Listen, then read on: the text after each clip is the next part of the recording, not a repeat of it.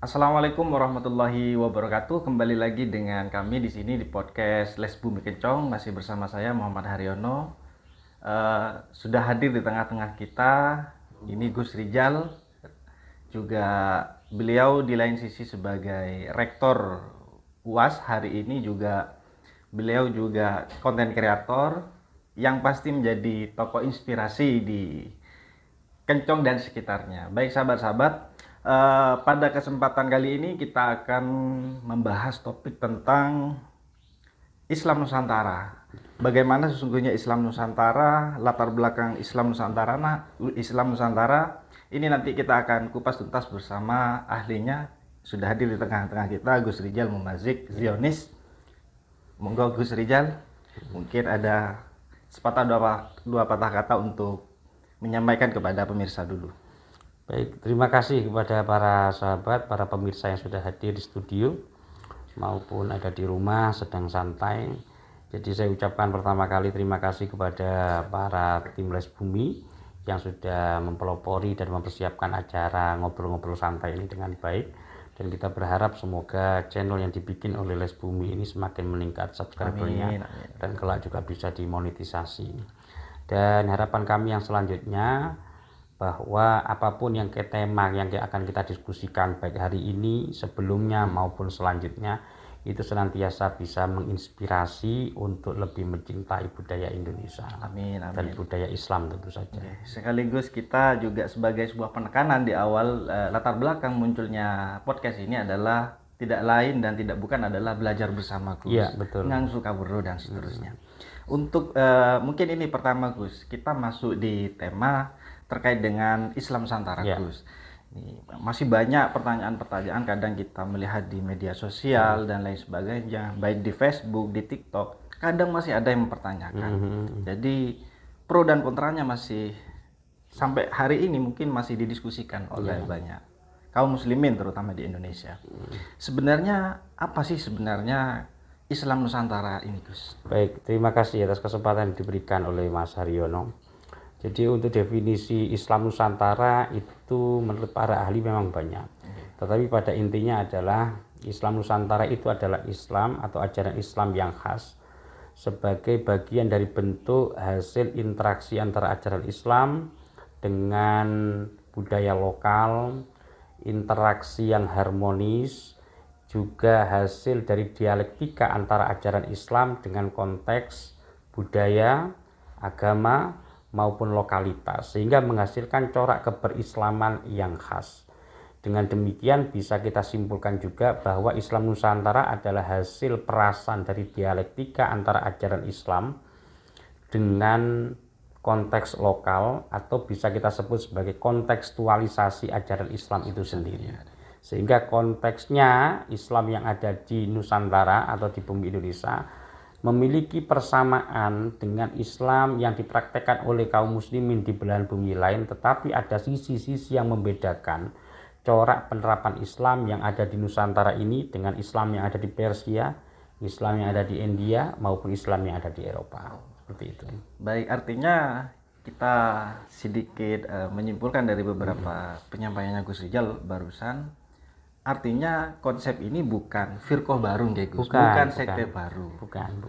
Artinya bahwa Islam Nusantara itu sendiri adalah komparasi sebenarnya. Artinya tidak melahirkan paham baru sebenarnya. Tidak. Terkait dengan latar belakang Gus, mungkin bisa dijelaskan latar belakang munculnya.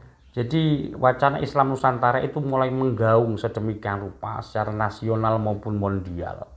Itu semenjak Muktamar NU tahun 2015 di Jombang, di mana gagasan Islam Nusantara itu menemukan momentumnya dan juga menemukan perlawanan secara sepihak dari beberapa orang yang menganggap kalau ini adalah agama baru, kalau ini adalah wacana Islam non Ahlus Sunnah wal Jamaah, dan kecurigaan-kecurigaan lain yang sama sekali tidak berdasar. Padahal ketika wacana ini dimunculkan dalam Muktamar Nahdlatul Ulama di Jombang tahun 2015, sudah ada dan banyak para intelektual, ulama maupun struktural NU yang sudah berusaha menjelaskan apa itu makna Islam Nusantara sehingga bisa dipahami dan tidak disalahpahami oleh banyak orang yang secara frontal, konfrontatif, curiga terhadap Islam Nusantara sebagai sebuah istilah atau sebuah wacana. Nah, dari situ kemudian muncul banyak penulis-penulis yang berusaha untuk menjelaskan apa itu Islam Nusantara, mengapa istilah ini ada, dan bagaimana corak Islam Nusantara ini. Mengapa bukan Islam Jawa, mengapa bukan Islam Sumatera, mengapa bukan Islam Bugis dan sebagainya, mengapa istilahnya Islam Nusantara itu. Tetapi dari pandangan-pandangan yang pro terhadap istilah Islam Nusantara ini, semua menyatakan bahwa ini adalah hasil dialektika antara ajaran Islam dengan kebudayaan, dengan aspek kultural yang ada di Indonesia tanpa mengabaikan syariat.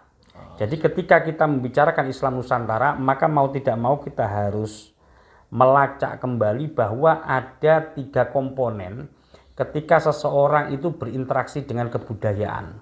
Yang pertama anti budaya, yang kedua merevisi budaya, yang ketiga itu adalah menerima budaya. Nah, hasil interaksi antara ajaran Islam dengan kebudayaan ini kaitannya adalah ada yang memang di situ budaya-budaya yang tidak sesuai dengan nilai Islam itu yang dibuang. Tetapi ada pula budaya yang mungkin ini bisa diperbaiki atau direvisi. Maka ini kemudian direkonstruksi, dibangun ulang, direvisi, bahkan kemudian dalam tanda kutip ditunggangi untuk misi alias dakwah Islam. Sedangkan yang ketiga itu adalah menerima aspek kebudayaan lantaran budaya yang ada itu tidak dianggap kontra dengan nilai-nilai Islam, tidak ada pertentangan, maka ini bisa diterima sepenuhnya. Seperti itu. Ya. Kalau saya mencerna dari beberapa penjelasannya Gus Rijal barusan, ini saya kok masuk pada sejarah Wali Songo juga ternyata Gus. Ada peranan tradisi budaya baik mau kesenian dan lain sebagainya itu yang kemudian dimodifikasi kalau memang itu benar-benar bertentangan dengan konten gitu. Mungkin kasih penjelasan juga Gus. Jadi bagaimana peranan tradisi itu sendiri? Kategorinya kan yang pasti kalau menurut penjelasannya Gus Rijal barusan tidak bertentangan gitu, Gus. Nah, misal yang bertentangan pripun Gus? Oke. Jadi budaya kita, masyarakat kita ketika Wali Songo itu masuk harus dijelaskan bahwa masyarakat kita Jawa atau kawasan Nusantara ketika zaman Wali Songo masuk atau sebelumnya ketika para dai Islam itu masuk itu memiliki kebudayaan tersendiri, memiliki peradaban sendiri. Sehingga ketika kemudian para dai Wali Songo termasuk itu mendakwahkan, maka ada yang namanya tesis, antitesis, kemudian sintesis itu. Ada juga beberapa hal yang tadi saya jelaskan bisa ditolak, bisa direvisi atau dimodifikasi, dan juga bisa diterima secara sepenuhnya. Saya contohkan misalnya tradisi masyarakat kita sebagai masyarakat agraris itu kan, masyarakat yang guyub rukun dan sebagainya. Ketika kemudian Wali Songo itu masuk mendakwahkan Islam, dijumpailah semacam tradisi yang ada, yaitu ketika ada keluarga yang sedang berduka cita, maka keluarga yang lain itu berkumpul untuk menghibur, berkumpul untuk menghibur yang ditinggalkan dalam suasana duka itu. Tetapi di situ ketika kumpul-kumpul hanya ngobrol-ngobrol saja, kumpul-kumpul kadangkala malah hibah di sana sini, bahkan disuguhi beberapa hal yang mungkin diharamkan oleh syariat. Maka ketika Islam itu masuk, tradisi menghibur keluarga yang sedang berduka cita dengan adanya komunitas yang ada di sekelilingnya itu diubah sedemikian rupa, tidak dihilangkan, tidak diantikan, melainkan direvisi. Apa? Daripada kumpul-kumpul cangkruk seperti ini tidak ada misi, ayolah kemudian kita bikin semacam tradisi ritual yang saat ini kita sebut sebagai tahlilan, yaitu kirim doa, yaitu menghadiahkan bacaan sholawat, bacaan tahlil, tahmid, takbir, bacaan Al-Quran, surat-surat pendek kepada almarhum, sekaligus memohonkan ampun kepada Allah atas dosa-dosa yang dilakukan oleh almarhum. Lantas kemudian ada keberatan juga dari beberapa orang, termasuk kecurigaan. Loh, itu biaya untuk penyelenggaraan tahlilan dari mana? Itu kan justru memberatkan keluarga dari pihak almarhum. Jangan-jangan nanti tercampur dengan dana yatim, karena mungkin si almarhum meninggalkan anak yatim. Maka para ulama-ulama kita itu memberikan contoh bagaimana tenggang rasa, gotong royong, solidaritas sosial, yaitu ketika ada tetangga wafat, ayo ditolong dengan cara jangan hanya takziah saja, tetapi takziah membawa yang namanya makanan, suguhan yang bisa dipakai untuk kegiatan prosesi tahlilan mulai hari pertama hingga hari ke-7, malam ke-7. Dipakai lagi 40 hari, 100 hari, bahkan kemudian ada pendak siji, pendak pindul, dan khol dan sebagainya. Ada lagi kemudian tradisi yang lain. Tadi sudah saya sampaikan kepada Mas Haryono bahwa ketika para dai itu masuk, kita itu bukan bangsa yang kosong otaknya. Kita memiliki peradaban yang kuat, termasuk peradaban yang sudah ada Sriwijaya, Singhasari, kemudian Majapahit, Pajajaran, seterusnya. Artinya di situ ada beberapa hal yang harus direvisi dari kebudayaan yang ada, yang mungkin bagi para wali songo itu dianggap bertentangan dengan syariat Islam. Saya contohkan semacam ini. Satu hal yang dipraktekkan itu adalah pada corak arsitektur atau ukir-ukiran. Dalam hadis Nabi sudah jelas adanya larangan untuk menggambar sesuatu makhluk yang bernyawa, karena kelak akan dimintai pertanggungjawaban oleh Allah. Padahal saat itu ukir-ukiran yang ada di dalam relief di candi-candi maupun patung-patung dan seterusnya itu ukiran yang menunjukkan ketinggian para seniman dalam mengukir ekspresi wajah-wajah para dewa, lakon-lakon yang diceritakan dari relief dan seterusnya.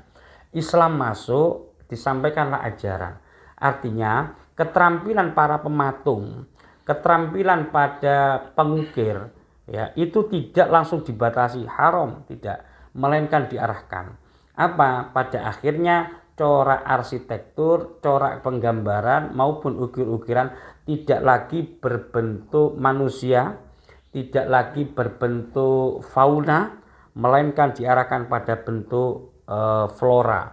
Makanya kemudian ukir-ukiran di beberapa masjid itu tidak ada makhluk hidup, melainkan ada corak ukiran bertema flora semua, bunga-bunga dan sebagainya, yang itu juga nanti kelak akan melahirkan corak baru dalam bentuk karya tulis di kain yang kita sebut sebagai seni batik. Belum lagi, ya, ketika para wali songo itu masuk, peradaban sudah terbentuk, sudah ada sistem tata kelola pendidikan yang baik.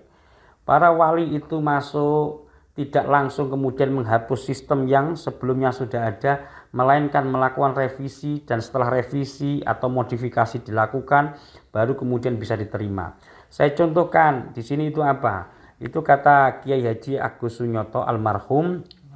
Di antaranya ketika Islam masuk, ya, yang dibawa oleh para wali songo, sudah ada kebudayaan yang disebut oleh para sosiolog dan antropolog sebagai agama atau animisme, dinamisme, yang waktu itu oleh Prof. Agus Sunyoto disebut sebagai agama Kapitayan, kepercayaan lokal Jawa, di mana di situ orang-orang ini sudah ada peradabannya, tata kelola, keberagamaan dan keberagamannya.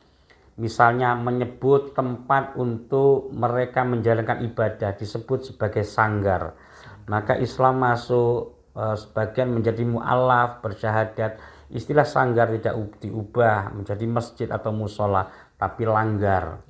Kemudian istilah sholat tidak langsung dipaksakan, melainkan apa? Menggunakan istilah yang sebelumnya sudah ada, sembahyang alias sembah sang hyang, widi dan seterusnya. Makanya orang-orang tua kita waktu itu sampai hari ini menyebut kadang-kala sholat dengan istilah sembahyang. Ada lagi tradisi mereka menahan diri sejak sebelum fajar, bahkan sampai petang kemudian berbuka. Bahkan beberapa hari itu disebut sebagai tradisi upawasa, disebut sebagai poso dalam istilah kita. Padahal istilah literatur Arab mengatakan istilah saum atau istilah siam. Tapi para wali tidak memaksakan kehendak bahwa istilah upawasa diganti siam, juga tidak. Ada lagi kemudian tradisi orang-orang saat itu menyebut orang-orang yang berjasa dalam bidang menanamkan pendidikan dan karakter etika terhadap dirinya, kalau tidak salah disebut sebagai guru. maka tidak perlu lagi Wali Songo kemudian menanamkan ini jangan lagi dibentuk disebut guru, tapi sebutlah syekh atau al-imam, tidak, tapi tetap disebut sebagai guru. Demikian pula orang yang membawa kitab suci, ini konon katanya tradisi masyarakat Hindu atau masyarakat Buddha yang disebut dengan sastri itu kan, maka kemudian dimodifikasi, diterima, dan sampai saat ini kita sebut sebagai kalangan santri. Nah, peguron, padepokan dan sebagainya yang sudah ada saat itu untuk menempa calon agamawan-agamawan, baik agama lokal, baik pula agama Hindu, agama Buddha, agama Kapitayan, dan juga agama Bhairawa mungkin, itu tetap dipertahankan. Cuma sistemnya itu kemudian diperbaiki sedemikian rupa, disuntikan. Maka jadilah namanya sistem pondok pesantren.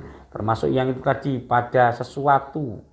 Kata tadi Mas Haryono itu minta penjelasan kurang lebih 6 abad yang lampau ya. Suatu kebijakan yang dilakukan oleh Sunan Kudus. Kebijakan ini bukan bersifat hukmi, hukum syariat, melainkan pada hukum irsyadi, hanya petunjuk saja, sifatnya kawicaksanaan, kebijaksanaan, atau sekarang ini local wisdom itu, yaitu larangan bagi para santri Sunan Kudus ketika Idul Adha, para santrinya diberi larangan arahan agar tidak menyembelih sapi. Lantaran pada saat itu tetangga-tetangga para santri maupun masyarakat yang berdiam di sekitar dalamnya Sunan Kudus itu banyak yang masih menganut agama Hindu. Sedangkan dalam agama Hindu sapi dipercaya sebagai hewan suci, bahkan tunggangan Dewa Wisnu kalau tidak salah. Maka agar tidak ada tindakan para santri yang bisa mencederai kerukunan, maka diarahkan, bukan diharamkan secara mutlak karena syariat memperbolehkan menyembelih sapi, melainkan hukum irsyadi, dikasihlah petunjuk, ojo nyembelih sapi karena khawatir nanti menimbulkan gejolak horizontal, gantilah dengan kerbau. Nah, yang menarik itu adalah ketika proses ini dijalankan oleh para santri Sunan Kudus, dan sampai sekarang itu tetap bertahan. Artinya ketika kita ke Kudus, konon untuk mencari rambak sapi atau kerupuk kulit rambak sapi itu sulit. Yang ada adalah kerupuk rambak yang berwarna agak kecoklatan karena dibikin dari kulit kerbau. Demikian pula mencari soto Kudus yang berbahan baku daging sapi, konon sampai hari ini juga sulit. Diganti dengan daging kerbau. Artinya ini adalah petunjuk Sunan Giri yang sifatnya local wisdom. Itu bisa bertahan kurang lebih 6 abad. Itu sesuatu yang sangat luar biasa. Bahkan saat ini orang Hindu di Kudus mungkin jumlahnya hanya segelintir saja. Semua sudah tapi tetap dipertahankan sedemikian rupa. Belum lagi ketika kita nanti membicarakan pada soal arsitektur masjid dan sebagainya.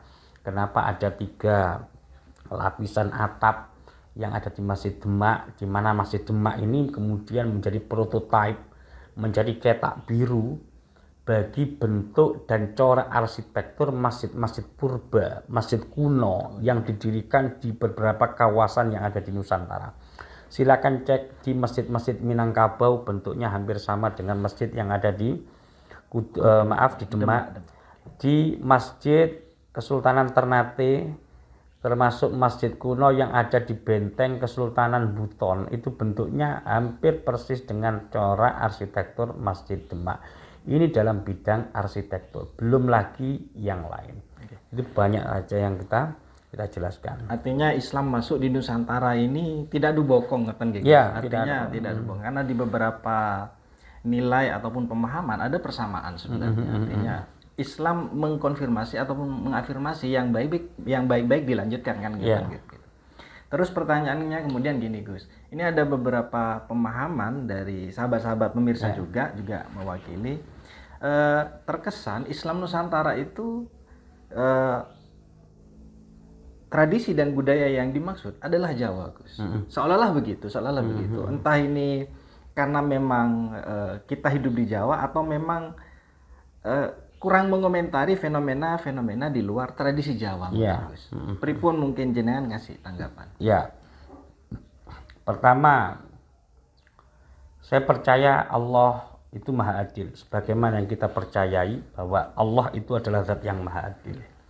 Di antara sisi keadilan Allah adalah setiap manusia, setiap bangsa, khususnya setelah era Rasulullah, karena kita bagian dari umat Rasulullah Muhammad SAW, itu adalah diberi kenikmatan untuk menikmati manisnya iman. Walaupun mungkin dalam fase sejarah berikutnya iman ini tercerabut dalam generasi-generasi berikutnya, tapi Allah pun menggilir setiap bangsa untuk menjadi mukmin. Saya contohkan kayak gini. Ketika Andalusia jatuh 1492 lantaran kong kali kong antara Raja Ferdinand dan Ratu Isabel, 1492 resmi Islam itu diusir, di bumi hanguskan, Muslim diusir dari Andalusia. Saat itu pula Allah sebelumnya, kurang lebih 22 tahun sebelumnya, itu telah merobohkan sebuah peradaban yang ada di Indonesia, di Nusantara, untuk digantikan dengan peradaban baru yang namanya peradaban Islam. Jadi di sisi lain, di bumi barat, di bumi Eropa, di bumi Andalusia, obor Islam padam. Tetapi perlahan di bumi timur, Allah itu menyalakan yang namanya lentera Islam. Karena konon Majapahit runtuh 1478 yang dicatat dalam Candra Sengkala atau apa istilahnya, sirno ilang kertaning bumi. 1492 Andalusia cahaya Islam dipadamkan. Tapi sebelumnya Allah sudah menyiapkan yang namanya peradaban untuk tumbuh Islam kembang berikutnya, yaitu 1478 ketika Majapahit runtuh digantikan dengan kerajaan Demak. Islam pun mulai tumbuh bahkan hingga hari ini. Artinya sekali lagi kita percaya Allah itu maha adil dan Allah menggilir setiap bangsa untuk mencicipi manisnya Islam dan nikmatnya iman. Nah, tadi berkaitan dengan pertanyaan tadi terkait pada apa tadi sampai lupa saya. Terkesan Jawa sentris. Iya, Jawa sentris. Nah, perkataan Jawa sentris ini memang harus kita akui itu memang ada. Lantaran saat itu Demak sebagai sentra peradaban Islam yang baru tumbuh menggantikan Majapahit, itu tempatnya ada di Jawa. Tetapi Jawa itu bukan sentral universal. Jawa itu ada lantaran Jawa, kemudian Islam yang ada di Jawa terkoneksi dengan jaringan Islam yang ada di Sumatera, yang ada di Aceh, yang ada di Minangkabau, bahkan jaringan Islam yang terkoneksi dengan wilayah Patani di Thailand Selatan dan sebagainya. Nah, dalam hal ini memang perlu dikritisi kesan bahwa Islam Nusantara itu Jawa sentris, itu perlu dikritisi. Bagi saya ini sesuatu yang kurang tepat ya. Karena yang selama ini yang getol menyuarakan Islam Nusantara sebagai sebuah wacana itu adalah para pegiat-pegiat kajian keislaman dan keilmuan yang ada di Jawa. Padahal seharusnya yang namanya Islam Nusantara juga mengakomodir bukan hanya Jawa sentris, melainkan Islam peradaban Islam yang tumbuh di wilayah Aceh, wilayah Minang, wilayah Palembang, wilayah Kutai, mana lagi Banjar, Bugis, Maluku dan seterusnya. Karena sekali lagi Islam Nusantara bukan hanya Jawa. Islam Nusantara itu meliputi kawasan-kawasan kaum mukminin yang ada di wilayah secara geografis membentang dari wilayah Patani di Thailand Selatan hingga menjangkau Indonesia dan mencapai wilayah Mindanao di Filipina. Karena koneksi semacam ini itu sejak dulu ada dan sampai sekarang pun masih ada, dibuktikan dengan tradisi-tradisi Islami yang coraknya hampir sama. Dalam bidang akidah ini juga sama, Maturidi dan Asy'ari. Kemudian dalam tasawuf coraknya Imam Al-Ghazali dan sebagainya, juga Imam Junaid Al-Baghdadi maupun Imam Abu Hasan Asy-Syadzili dan seterusnya. Demikian pula dalam fikih, ya, itu Imam Abu Hanifah, Imam Malik, Imam Syafi'i dan Imam Ahmad bin Hambal. Coraknya seperti ini itu bisa ada, bisa langgeng dan bisa coraknya setara sedemikian rupa dari wilayah Mindanao yang ada di Filipina, Indonesia, bahkan kemudian ke wilayah Patani itu. Lantaran kenapa bisa kokoh seperti ini harus diakui, lantaran para sultan yang ada di bumi Nusantara sejak dulu mungkin sampai hari ini itu mendukung paham keislaman yang bercorak demikian. Saya menyebutnya sebagai corak keberislaman dengan format 422. Kalau 442 itu AC Milan. Oh, ya. Mode bertahan. Ya, mode bertahan itu ya. Ya, baik, terima kasih Gus. Artinya kita pemirsa, sahabat-sahabat sekalian, kita dikasih pemahaman yang sangat luar biasa oleh Gus Rijal pemateri pada kesempatan kali ini. Ngapunten Gus, ini juga berarti saya sedikit menyimpulkan bahwa sebenarnya konsep atau pemahaman Islam Nusantara ini sebenarnya tidak eksklusif ngaten Gus. Sangat inklusif. Sangat inklusif sekali nggih. Nah, pertanyaan berikutnya Gus yang muncul ini untuk mengurai problem atau pro dan kontra terkait dengan Islam Nusantara. Ada yang masih kekeh menuding bahwa Islam Nusantara ini paham yang keliru kurang lebih atau pemahaman yang keliru dan seterusnya. Kira-kira gimana untuk menjawab itu Gus sebenarnya? Kasih mungkin clue-cluenya yang simple dan mudah diingat oleh pemirsa Gus. Pertama, ada paham yang salah. Yang kedua, ada paham yang benar tetapi disalahpahami. Nah, kalau soal Islam Nusantara, saya yakin itu yang kedua. Kita benar dengan kebenaran kita, tetapi seringkali ketika kita menjelaskan kepada orang lain, tetap saja orang lain itu tidak mau menerima kebenaran atau penjelasan dari kita, dan mereka memilih untuk kukuh terhadap kesalahpahaman terhadap diri kita. Solusinya bagaimana? Ya cuek. Sudah, setelah kita menjelaskan ya cuek. Ya kan? Siap. Ridhon nas ghoyah la tudrok, ya. Mencari kebahagiaan manusia itu adalah omong kosong. Itu adalah cita-cita yang tidak mungkin tercapai, kan gitu kan. Dan tugas kita tidak untuk membahagiakan orang lain. Itu saja. Baik, ini dari beberapa penyampaian Gus Rijal, ini ternyata ini merupakan sejarah panjang ngoten Gus. Artinya ada memang yang beranggapan pemahamannya terkait dengan Islam Nusantara ini terlalu parsial karena mungkin hanya mendengar dari satu pihak yang kebetulan kontra ngoten Gus. Ya, nah, dari beberapa penjelasan Gus Rijal ini sangat luar biasa sekali. Saya apresiasi dan ini baru terpahamkan juga sebenarnya karena juga sesuai dengan latar belakang munculnya podcast ini adalah sinau bareng. Jadi saya merasa Gus ngapunten, saya merasa tercerahkan Gus malam ini bahwa Islam Nusantara itu adalah sebuah konsep yang secara turun temurun sebenarnya sudah ada, cuma hari ini memang digaungkan yang kemudian disalah tafsirkan gitu Gus. Baik, ini pertanyaan berikutnya Gus. Kita sebagai kader NU, generasi NU ngoten Gus. Bagaimana menggaungkan Islam Nusantara ini Gus? Karena juga kita pahami keterbatasan literasi, mungkin ada rujukan bacaan atau pemahaman tambahan yang sifatnya literatif Gus. Betul. Jadi ketika kita berbicara mengenai Islam Nusantara, bagaimana Islam yang khas ini berinteraksi, mengakomodasi, sekaligus berdialektika dengan aspek lokal yang ada di Indonesia sehingga melahirkan corak yang khas yang berbeda dengan Islam yang lain, maka mau tidak mau kita harus menengok pada sejarah di masa lampau. Ya, menengok sejarah di masa lampau bagaimana antar etnis di Indonesia sebagai sesama muslim itu saling belajar, saling berinteraksi dan saling mendukung untuk pembangunan kebudayaan atau peradaban Islam yang ada di Nusantara. Saya contohkan semacam ini.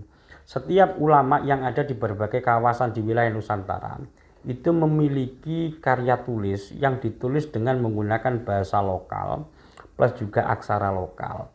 Dan ini saling ditulis secara berkesinambungan. Misalnya ada sebuah kitab yang ditulis oleh seorang ulama kelahiran India, menjadi mufti di era Sultan Iskandar Muda, namanya Syekh Nuruddin Ar-Raniri. Ini orang India tapi memiliki karya tulis dalam bahasa Melayu yang ditulis dengan menggunakan aksara Arab Jawi atau yang saat ini kita sebut sebagai aksara Pegon. Jadi kita menolak asumsi bahwa Islam Nusantara itu Jawa sentris. Kenapa kita tolak? Karena sejak zaman dulu sampai hari ini terjadi interkoneksi, terjadi koneksi yang harmonis, relasi yang luar biasa antara ulama-ulama Jawa dengan ulama-ulama dari Sumatera, dari Kalimantan, dari Sulawesi, dan dari berbagai kawasan. Taruhlah zaman dulu, Sunan Giri itu banyak mengirimkan ekspedisi para dai-dai untuk melancong ke wilayah Mancanagari Timur. Apa yang disebut sebagai wilayah Mancanagari Timur, yaitu wilayah-wilayah yang dulu dikuasai oleh Majapahit, dan setelah Majapahit lepas, itu juga secara politik, secara de facto dan de jure, itu sebagian memiliki koneksi relasi yang harmonis dengan Kesultanan atau Kedaton Giri atau Giri Kedaton. Ada catatan dari Tommy Pires, ya, pengelana dari Prancis kalau tidak salah atau Portugal, itu yang mencatat posisi Kesultanan Giri alias Giri Kedaton setelah runtuhnya Demak itu mirip dengan posisi Vatikan yang ada di Eropa. Sebagai apa? Yaitu setiap sultan yang hendak dilantik di wilayah Nusantara Timur, khususnya Maluku maupun Sulawesi, sebelum mereka dilantik itu terlebih dahulu meminta restu kepada Giri Kedaton. Ini sama persis kata Tommy Pires ketika tradisi semacam ini juga dijumpai di Eropa. Sebelum raja-raja Eropa dilantik, mereka terlebih dahulu meminta izin, meminta restu kepada paus yang ada di Vatikan.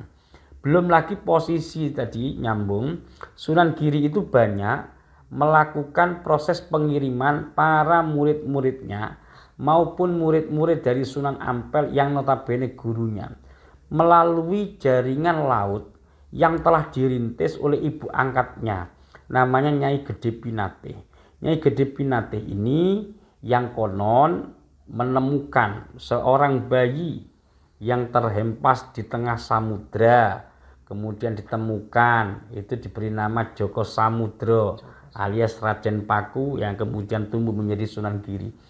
Nyi Gede Pinate atau Nyi Ageng Pinate itu perempuan kaya raya yang menguasai bisnis kargo ke wilayah Indonesia Timur, di mana jaringan yang telah dirintis oleh ibu angkatnya ini dimanfaatkan oleh Sunan Giri untuk melakukan penjelajahan dan pengiriman ekspedisi. Makanya beberapa dai yang terlibat dalam upaya dakwah alias islamisasi di wilayah Lombok maupun di wilayah Sulawesi atau di wilayah Maluku mayoritas adalah para murid dari Sunan Giri. Ini koneksi yang pertama. Koneksi yang selanjutnya, para ulama di masa lampau itu saling berhubungan secara baik melalui jaringan intelektual. Tadi sudah saya jelaskan, ada seorang ulama kelahiran India namanya Syekh Nuruddin Ar-Raniri, diundang untuk menjadi mufti sekaligus Qadhiyul Qudot di Kesultanan Aceh di era Sultan Iskandar Muda.